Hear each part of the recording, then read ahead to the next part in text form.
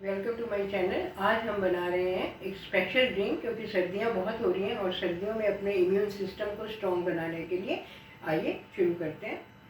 खजूर, खसखस, बादाम, दूध। खजूर को साफ़ करके मैंने उसके बीज निकाल दिए हैं और इसी तरह खसखस को साफ़ किया हुआ है, उसको धो के मैंने पानी में भिगो दिए हैं।